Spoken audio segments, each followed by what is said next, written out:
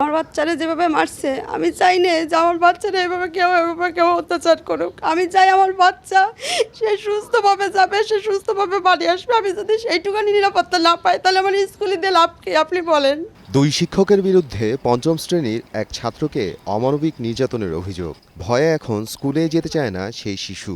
ঘটনাটি নড়াইলের লোহাগড়া মডেল সরকারি প্রাথমিক বিদ্যালয়ের।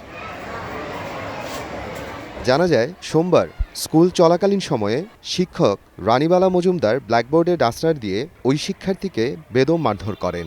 এতে শিক্ষার্থীর শরীরের বিভিন্ন স্থানে আঘাত লাগে, গুরুতর ক্ষত তৈরি হয়।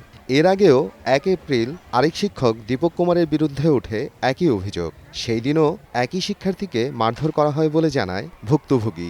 স্কুলে যাওয়ার পর হলো যে আমি হলো দীপক স্যার যে আমি যে জল হাতে গেছিলাম, তাই জল খাইয়ে আসার পর দেখি যে ওই দীপক স্যার এলাসে রয়েছে। উনি আমাদের কোনো 9 ক্লাস, তারপরে উনি আমাদের এলাসে রয়েছে। তা আমি আবার ভয় পেয়ে আমি দরজার এক কোণে দাঁড়াইছিলাম।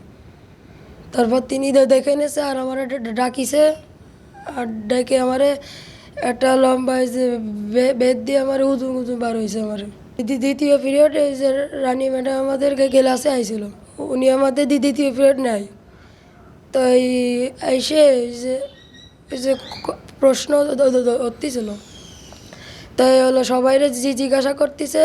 তারপর আমার বাবা যে আইসে উনি আমারে জিজ্ঞেস করতেছিল। তারপর আমি হলো আমার কত একটু বাধা বাধা গেছে কেন, তাই আমারে সেই যে চক মশার ডাস্টার আছে না, ওইটা দিয়ে আমার বিঠি মারিছে আমার। পরিবার জানায় এই ঘটনা প্রধান শিক্ষককে জানানো হয়েছিল, কিন্তু কোনো প্রতিকার মেলেনি। বরং অভিযোগ করার পর আরও ক্ষিপ্ত হয়ে ওঠেন অভিযুক্ত শিক্ষকরা। পুনরায় মারধরের হুমকিও দেওয়া হয়। এমন ঘটনা নাকি এই বিদ্যালয়ে নতুন নয়। অভিভাবকদের দাবি এ ধরনের নির্যাতন প্রায়ই ঘটে। আমার মেয়ে 1 থেকে 5 পর্যন্ত স্কুলে পড়ছে, এরকম মারধর হয়তো, পিঠ টিট কাইটে ফেলাতো, তা আমরা কোনো অভিযোগ করি নাই। কারণ স্যার ম্যাডামরা শাসন করতেই পারে, শাসন করা মানে এই না যে একবারে কাইটে ফেলবে। রক্ত জমাট হয়ে গেছিল, আমরা কোনো প্রতিবাদ করি নাই। শনিবার দিন আমি স্কুলে গেছি, যাই হেড ম্যাডামকে আমি ওরকে সাথে করে নিয়ে হেড ম্যাডামকে মারির দাগগুলো দেখাইছি যে দেখেন দীপক স্যার একে কীভাবে মারছে। এবং হেড ম্যাডাম দেখে বলে, ও বাবা এভাবে কেউ মারে নাকি? কই আমার একটা সান্ত্বনা দিয়ে বল, ঠিক আছে আজকে দীপক স্যার মনে হয় ছুটিতে আছে, উনি আসলে আমি বলে দেবানে, দাদা আপনার কিছু বলা লাগবে না। এই শুনে আমি চলে গেলাম দোকানে, আর ছেলে ক্লাসে চলে গেল। পরের দিন দীপক স্যার আমার ছেলেকে ক্লাসের যে ওরে থ্রেট দিছে, এই তুই কি হেড ম্যাডামের কাছে নালিশ করছিস? তোর এত বড় সাহস, আমি তোর কীভাবে মারছি? কইটে চলে গেছে। চলে যাওয়ার পরে ও বাসায় এসে বলছে, তারপর আমি শুনছি, আমি তেমন কোনো কী করে নাই, তাকে স্যার বলছে তো স্যারে বেশি কথা বলছে।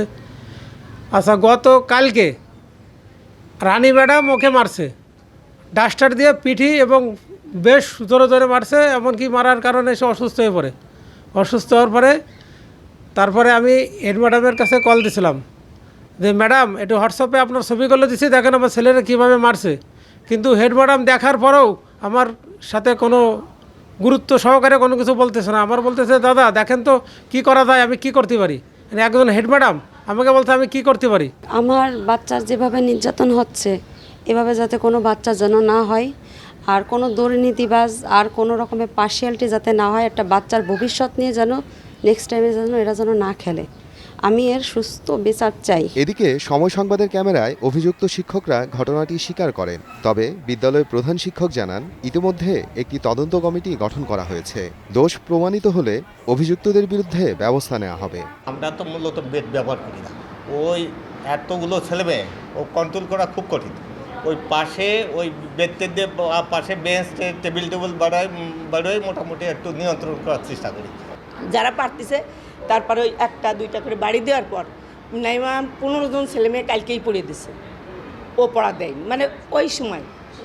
তারপরে এই সময় 2টো দিচ্ছে বাংলা ক্লাস। আমার যদিও এখন অ্যাক্সিডেন্টালি লেগে যায়, কারণ ইচ্ছাকৃত, তার সাথে তো আমার কোনো ব্যক্তিগত না। আমি ঊর্ধ্বতন কর্তৃপক্ষকে জানিয়েছি, আমার এটিও স্যার, আমার টিও স্যার, এটা সকালবেলা জানিয়েছি।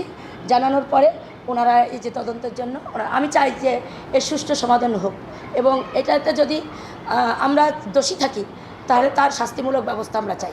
রানীবালা মজুমদার 2005 সাল এবং উত্তম হালদার 2011 সাল থেকে এখন পর্যন্ত মডেল সরকারি প্রাথমিক বিদ্যালয়ের শিক্ষক পদে কর্মরত আছেন। সময় সংবাদ, নড়াইল।